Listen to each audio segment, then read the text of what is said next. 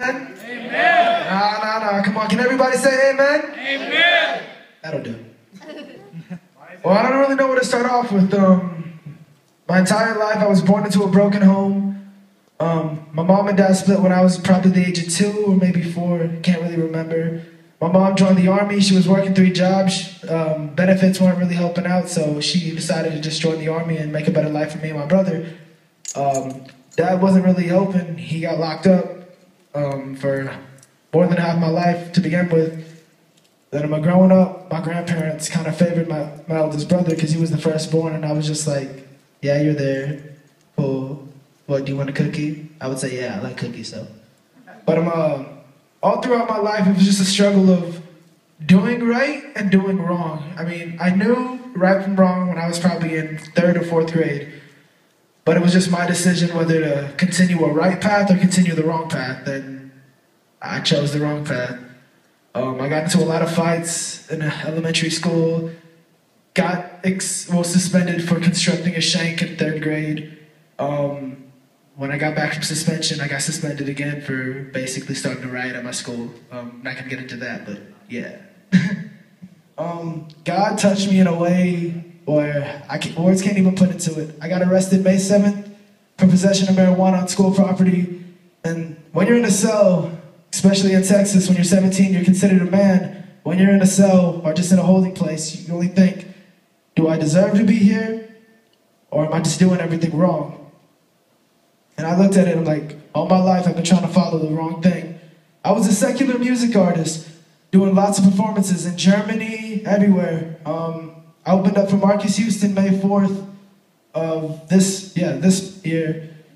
And just all my messages were completely wrong. They weren't anything of God. They were all just, I hate this person, I'm this way, forget that, I'm doing this.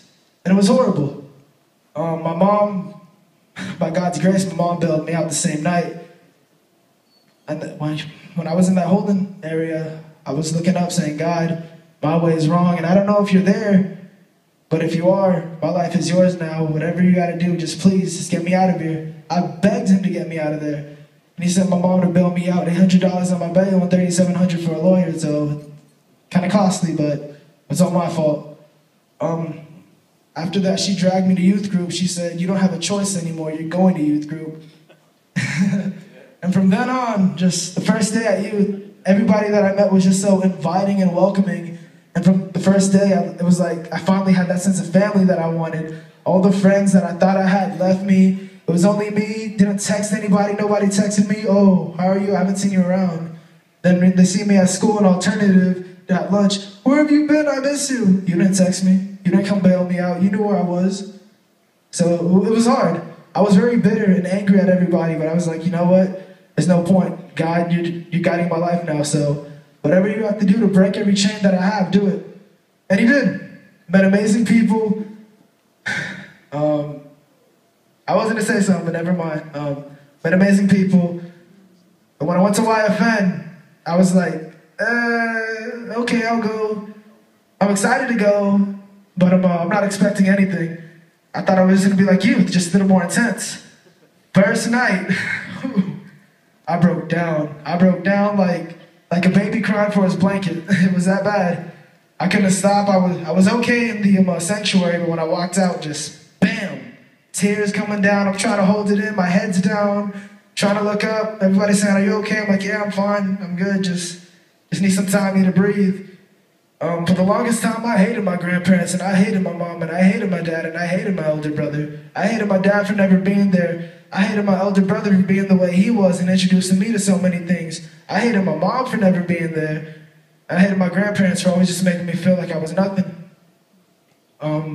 I'm gonna use this term, I was a bastard to the world. Didn't have a father, didn't really have anybody but myself. God changed that at YFN, he showed me who he was. He showed me that he's my father and I'm not an orphan anymore. After YFN, just day 1 broke down, day 2 broke down, day 3 broke down, day 4, okay, we're doing a little better. Didn't break down as much, but I broke down. On the leaving day, I just felt so relieved and healed. Well, not healed completely, but every chain that I had was broken right there on the spot at YFN. And God said, you were a rapper for the world, now you're a rapper for me. I'm calling you to be a youth pastor. You're going to lead people through your music. And in a sense, that's what I always wanted to do. I just didn't know how to do it. And that's what God did for me. He told me what I'm going to do. And I go to Montwood High School. I'm 17, if that might surprise anybody. I know I look like I'm 35, but anyways, I'm 17. I'm 17, 17, S-E-V-E-N, hashtag, no, not hashtag, it was hyphen T-E-N, yeah.